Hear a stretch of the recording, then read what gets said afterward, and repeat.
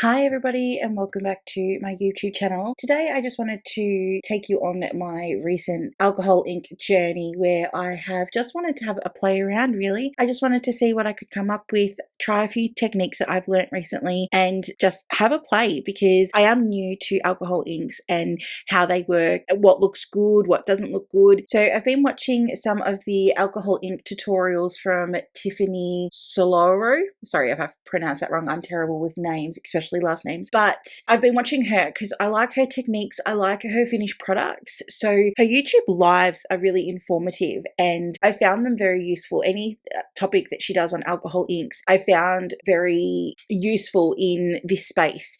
So I've been watching a few of those just to get some better ideas as to how I should play around with this product, and that's what I wanted to do today. So I also have recently purchased some inks from papercrafts, and that's what I'll be using today for the majority of my ink blending. I will also pop in the Tim Holtz alloy in gold, and I will also be using some of the Uniquely Creative alcohol inks as well. This purplish red color here, based on the label, I thought it was actually going to be a purple, and then when you open it up you can see it's like this red color, and as we progress through the alcohol ink blending it dries into this deep mahogany bordering on brown color. So it's just so interesting how it goes from this bright red orangey tone to this mahogany tone. I'm using isopropyl alcohol. Isopropyl alcohol. I'm using alcohol to blend this out. I also have the blending solution, which I will bring in later. But what I'm finding is I like the end result that you get from using the isopropyl alcohol better. It gives the finished product the dimension. It gives it the breakdown of like the lines, and you can see where the ink pools and dries out and things like that. When I start bringing in the blending solution, I find that it gets a little bit kind of muddied, but at the same time it just dilutes it. I mean, it's a blending solution. It's meant to make the colors blend together. So that's why I wanted to have a play around today to just see how best to use the products, how the isopropyl alcohol creates the different, I guess, bubble effects versus when you use the blending solution, it just is there to blend the colors together. That then can cause, for me, a lot of issues, which you'll see later on in the video. As you can see, as this one is drying down, you can see that mahogany color starting to come through. It isn't, I wouldn't call this reddish purple at all. I'm not getting any purples. I would call this reddish brown, if anything. It's just this really nice, unexpected color. I wasn't prepared for it. This part here is where I realized I was coming into some difficulty. On the outer edges, I really like how that's turned out. But in this middle part, because the ink has started to dry, I'm starting to get these feathery outy bits and trying to figure out how to get those to go away without having to add any more isopropyl alcohol. I was at a bit of a loss because I'm like, if I add more, it's going to keep blending it in a way that I don't want to. So what I decided to do is bring in a brown color ink because I thought with the coloring in the background, brown will really mix in well. So I'm going to put the brown ink in those spots where it hasn't blown out the best so that we can kind of just play around in that space. So I'm going to add 3 drops of the brown.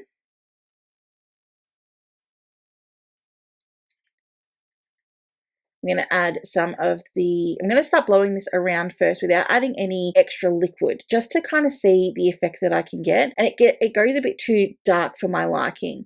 So quickly just do the other ones, but you can see that I'm getting that feathering effect, which isn't what I want. So this is where I go in with some more of the isopropyl alcohol. And what I'm going to do is I'm going to do each dot on its own time because otherwise it will dry out too fast. This just allowed me to get the ink back to being runny, and then I can blend it in with the background color and blow it out and start making the effects that I want, which is that bubbling kind of effect rather than the feathering effect.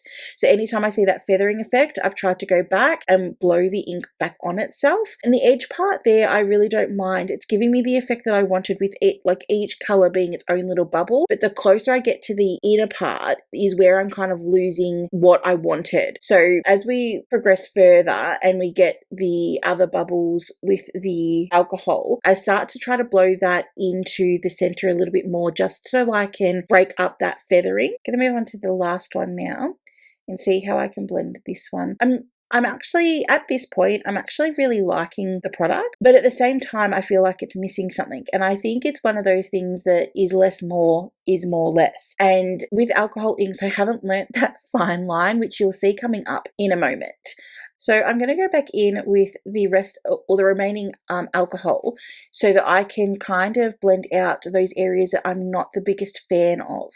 I have ordered as you can see, I'm using the cap of the alcohol here to deposit the liquid, basically a solution that I have until the squirty bottle that I've ordered arrives. So I've ordered one of those, kind of like I'll insert a picture of what I've ordered so that you can have a look. I feel like that is going to work better because then I can just deposit the amount that I want in its actual, like in a correct quantity, rather than just balling it up all the time and having the droplets. With this product here that you can see, I like everything except for that top part. This is where it starts to go downhill. This purple color here, it wasn't what I wanted. This is not purple. This is like a dull lavender color, and it does blend in to the background okay because it isn't a standout color. I should have just blended it out without using any extra alcohol. The color is now gone. It's just been eaten up by the mahogany and the brown coloring. You will eventually be able to see that it does leave a bit of a purple residue, but there's no way that I would call this color purple. I thought it was going to be like a vibrant purple, but it just makes this top part even more feathered out rather than the bubble that I was going for. So this is where I start to become really unhappy with the piece. But what I've learned from watching other people play around with alcohol ink is to just keep going. It's okay to have a play. It's okay to create something that you don't like, because you've got to find your groove. You've got to find what works for you with this particular craft. With some other ones, you can just go in and like ink over a stencil and you take away the stencil and it looks good. But with this one, you've got to manipulate the liquid to go in different directions and in different orders and all that kind of stuff. So it is going to be trial and error. And that's why I ended up buying this pack of 24 inks from papercrafts. I'll have a link to it below if you are interested. I got it because I didn't know whether or not I was going to like a lot of colors, and if so, what colors would I like more. I know aesthetically what I find pleasing, which is purples, pinks, blues mixed in with some blacks and some greys. That's what I'll always gravitate to. But when it comes to other colouring and other combinations, I don't really steer away from what I like. So I thought this particular pack will give me colours that I wouldn't normally choose to purchase. And that way I can have a play and just use them to use them. Whereas if I had Tim Holtz or even the Couture Creations brand, those ones are way more expensive compared to this bundle, but you've got to buy them individually. I don't want to spend that much money when I don't know how to use the product properly, or in my opinion, I don't know how to use the product properly. You can see there that I really didn't like how the purple ended up, so I ended up going back in with some more of that purple red color, but then you can see the stain under that spot there, and so I'm blending the inks around to try to cover up that stain. It's not necessarily a stain, it's that purple color coming through the back. And adding more of that red did kind of help with my bubbling effect that I wanted to go for. As you can see here, I don't really have any feathering. It's starting to happen a bit now that we're running out of the liquid, but overall, it's not too bad, but you can see that the product is getting a little bit muddy, and that's not what I was going for at all. Once again, just having a play around, see what colors work together, what ones don't. The red and the brown do look really nice together, but I think that you would have to leave it as those two, or maybe add in, you'll see that I'm going to add in some gold in a minute, or you could add in some black, I guess, but I'm going to add in blue. So I thought, well, the purple didn't work, so let's add in some of this blue color, and this one's from Couture Creations. Once again, going in with some of that blowing technique first, and then I will go and add some more of the alcohol. I thought maybe doing a more concentrated blue here might look nice, kind of like a topaz-y, I know it's not topaz color, but kind of like that kind of crystal effect coming through the dirt, if that makes sense. But it didn't. So then I add some more of the alcohol, try to spread it out a little bit. It keeps getting a bit muddy, but also it does create some nice other colors. It does help bring out some of the purple because the red is mixing in with the blue, and that does look pretty nice. It depends, of course, on what the final image is that you're going for. Also, these colors are out of my comfort zone. So if you really like this, great. For me, every time I kept playing around with it, I just kept being unhappy because in my mind, I'm not seeing the colors that I like. The brown color mixed with the blue, mixed with the red is creating like this dark gray. And at this point here, it isn't actually looking that bad. As it dries down, it does look nice. And if you're going for this type of color combination, this is where I should have stopped. I don't. Spoiler alert. But this part here, it did look okay, but you can kind of see where the blue has dried. It's gone cloudy. It hasn't gone, the edge of the card with the red and the brown, you can see that that's still very prominent where the red is, where the brown starts, and the brown, like what I'm calling bubbles, exist. But where that blue is, the blue has just gone and created like a clouded tone effect. And overall, this final product here didn't look bad. It looked okay, but because of that clouding, I didn't like it. The edges I really liked. The middle part where it's the deep browns and things, I didn't mind. But when it comes to that clouding, I didn't really like it. So I've gone and found a more deeper blue color, thinking that that will, like adding more ink, will take away that cloudiness like what it has on the other sections. So that's what I thought I would do just to see what I could get. Plus I wanted to try to create a blue, purple, brown, red combination is what my end goal was going to be. And that color there did blend in quite nicely. It's created this like midnighty gray blue coloring. And I do like the effects that it's had. I'm just going to try to get the end part down the bottom there to blend out and not to kind of wicker. That's what I had the biggest trouble doing. And I think when I get to those little spots which there's not a lot of the alcohol left, that's where I have some trouble. But it was every time I added, it would just get more cloudy. And every time I tried to take away, I was just left with the stain underneath or cloudiness. It looked okay. I don't know why I get little bits of residue with some of the colors. I think I need to shake them before I use them for the papercrafts inks. But if this was the type of effect that you were looking for, if this is a combination that you like, a color combination that you like, then this is done. But I didn't like it.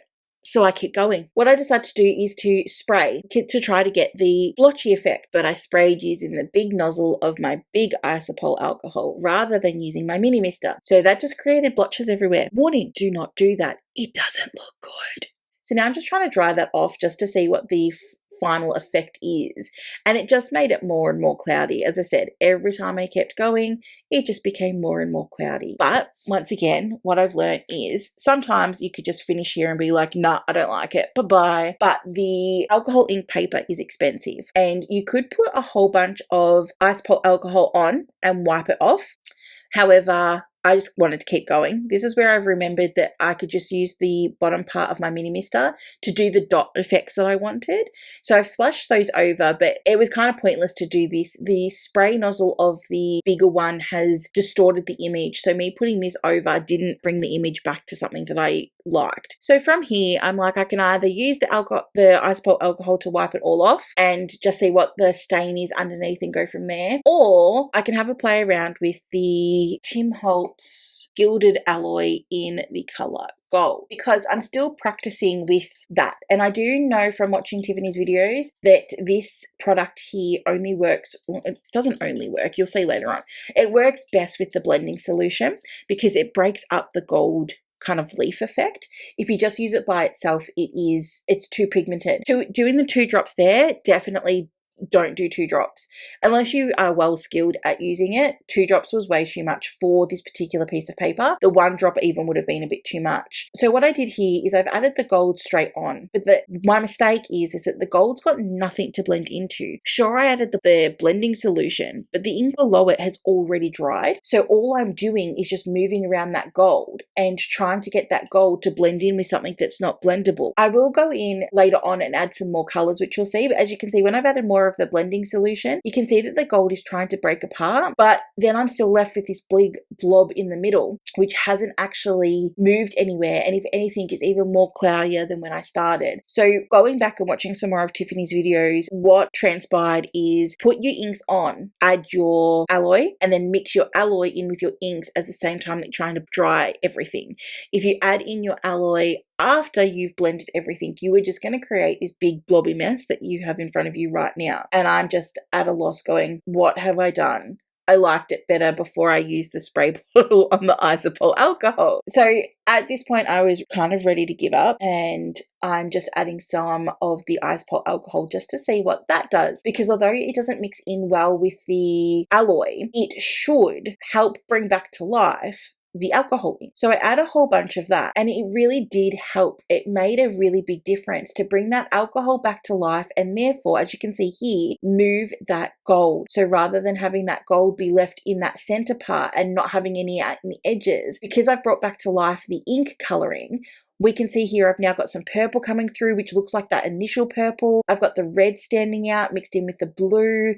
There's some really nice color combinations going on now. It's just now trying to get rid of the huge big gold blob and the cloudiness of it all. I thought I would give it a go with the splatters again and just see what the splatters do in that middle section, if I can get it to kind of ball up. And as you can see, it's turning into like this blacky outline. I'm still left with the gold and the fogginess, but it's not as bad as what it was prior to me adding in those splatters. I'm just trying to get that gold to move just that little bit more. I do like how all of a sudden I've got this dark black color coming in through the middle, but the colors on the edge where that red and that brown is with the circle upon circle upon circle, that's the effect that I was going for at the start. That's what I wanted to create, and as you can tell, I did, but it's only on the side. It's that blob there of gold that I feel is just taking away from the piece. And I've also added too much ink for the piece to have that soft kind of appeal, the soft bubble look that I originally wanted to go for. So I thought I would bring back in, once again, some of that purple, the initial color, the initial one that said it was red purple. And as you can see, as soon as that ink touched the gold, you can see that the gold has tried to break apart. So I've added some more of the blending solution to help the gold move along with the ink. And now I'm going to try to blow it all out because I do like that color of the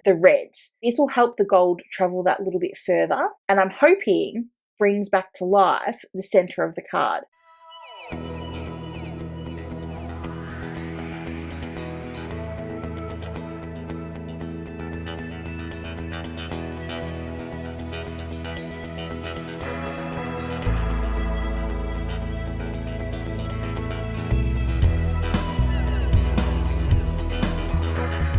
I've managed to break up the gold, I think, as much as I possibly can. But parts that I liked before, now up there. The other side, the right-hand side, is just a schmozzle, and this is where I just go to town. I've just sprayed an absolute shit ton of isopol alcohol, and I'm just going to mix everything together because at this point, I've given up, I created a mess, and how much worse can it get, right? And this is where, all of a sudden, all of my hard work, all of my mistakes, all of my playing around ended up looking beautiful. All of that muddiness, all of that fogginess kind of just went away, and the gold just went, like in certain lights and stuff, you can still kind of see a fogginess, but when you turn the paper and you get that gold reflex here, it just blended in really, really nicely. So who would have thought out of all of that mistake that I made that the end result would be what it is at the moment? Just drying off some of the leftover inks parts just to get some more of that darkness through. When the light reflects that gold though, this piece actually turned out really nice.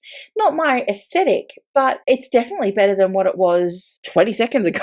So yeah, I'm really happy with it. So I just thought I would show you guys some of my recent playing around with some different color combinations. I kind of go in the order that I created them. So I have this one here where I've used a black that has a blue glitter in it. Then I've got this one here where I've tried to use the gold and I've brought in some yellow down the bottom. This is the first one I ever did, and then I wiped it all away, and then I used the back side as well, but it just went all feathery. Didn't like that one. This one here is just using individual colors just to see how they would end up, and I don't mind that one. This one here I really like. It is just like a moody kind of color palette.